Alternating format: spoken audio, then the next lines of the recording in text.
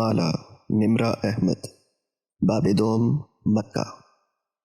مجھے کچھ کہنا ہے خوف کے بارے میں۔ یہ ہے زندگی کا سب سے بڑا حریف۔ صرف خوف شکست دے سکتا ہے زندگی کو۔ یہ ہے شاطر غدار دشمن۔ کتنے اچھے سے میں اس سے واقف ہوں۔ اس میں نہیں ہے کوئی شائستگی، نہ اصولوں کا احترام، نہ اقدار کی عزت۔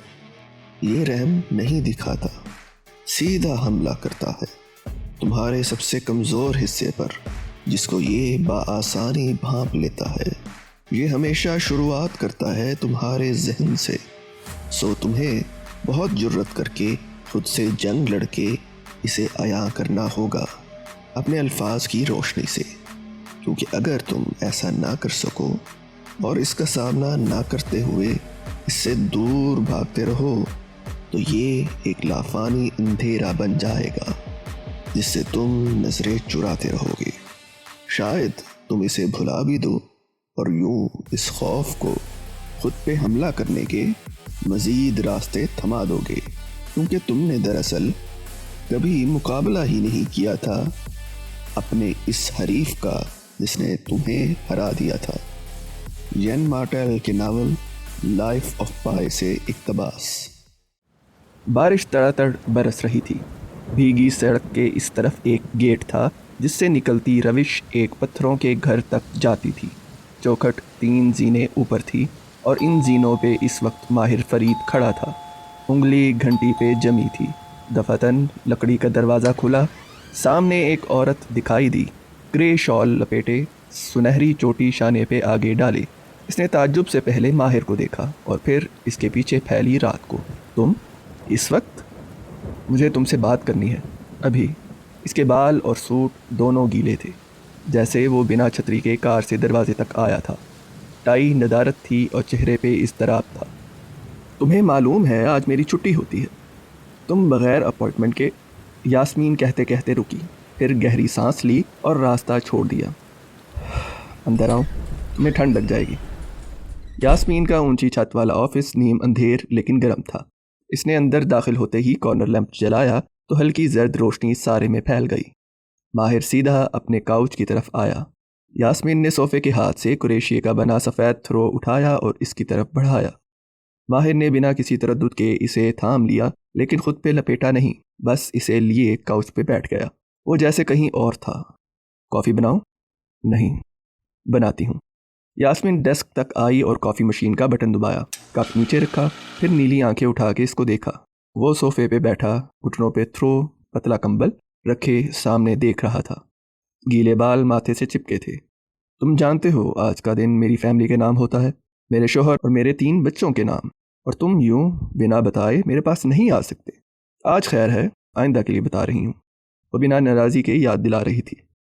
مشین سے بھوری دھار نکل کے کپ میں گر رہی تھی۔ مجھ سے ایک غلطی ہو گئی ہے۔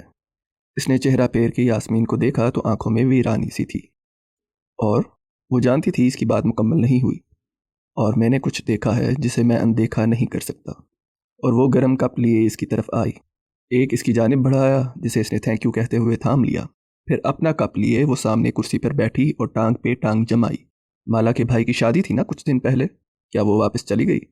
یاسمین اسے بغور دیکھتی نرمی سے پوچھ رہی تھی۔ ماہر نے دھیرے سے اس بات میں سر ہلایا۔ وہ چلی گئی۔ اور کیا ہوا اس دوران؟ کہاں سے شروع کروں؟ اس نے بھوری آنکھیں اٹھا کے یاسیت سے اسے دیکھا۔ جہاں سے شروع کرنا چاہو۔ کھڑکی پہ بارش کے قطرے آنسو بن کے مسلسل گر رہے تھے۔ رات گہری ہو رہی تھی۔ جدہ، صوبہ مکہ۔ رامین لفٹ سے نکلی اور سیدھی مطلوبہ اپارٹمنٹ کے دروازے تک آئی۔ عبایا سکارف لپیٹے، کوہنی پہ بیگ اٹھائے، اس نے پرجوش انداز میں بیل پہ ہاتھ رکھا ہی تھا کہ دروازہ تیزی سے کھلا۔ اندر آؤ۔ مالا نے کوہنی سے اسے تھام کے اندر کھینچا اور تیزی سے دروازہ بند کیا۔ وہ قدرے حیران ہوتی ہوئی اس کی طرف گھومی۔ السلام علیکم، کیا ہوا؟ مالا کو دیکھ کے وہ ٹھہر گئی۔ وہ ٹراؤزر پہ ٹی شرٹ پہنے، بالوں کا گول مول جوڑا بنائے بنا میک اپ کے سامنے کھڑی تھی۔ رامین کی نظروں نے اپارٹمنٹ کے لانگ روم کا سفر کیا۔ وہاں ہر طرف پھیلا ہوا تھا۔ سینٹر ٹیبل کے اوپر لیپ ٹاپ، ساتھ بہت سے کاغذ، کونے میں صفی بیگ جس کی زپ کھلی تھی، جیسے ابھی تک سامان واپس الماریوں میں ڈالنے کی بجائے اسی سے نکالا جاتا رہا تھا۔ کچن کاؤنٹر پہ ٹیک اوے کے باکسز۔ مالا، آپ ٹھیک ہیں؟ رامین نے آہستہ سے بیگ صوفے پہ رکھا۔ بیگ کے لیے کوئی دوسری جگہ خالی نہیں بچی تھی، کاغذ ہر جگہ پہ قبضہ جمائے ہوئے تھے۔ نہیں، میں ٹھیک نہیں ہوں۔ وہ کارپٹ پہ بیٹھ گئی اور پیر آلتی پالتی کر لیے۔ جوڑا ڈھیلا ہو کے کمر پہ جھولنے لگا۔ اس کی آنکھوں تلے سوزش تھی۔ کیا وہ روئی تھی یا سوئی نہ تھی؟ معید کی شادی کیسی رہی؟ آپ نے کوئی تصویر ہی نہیں بھیجی۔ رامین نے تشویش سے کہتے ہوئے اسکارف اتارا، پھر چونک کے اطراف میں دیکھا۔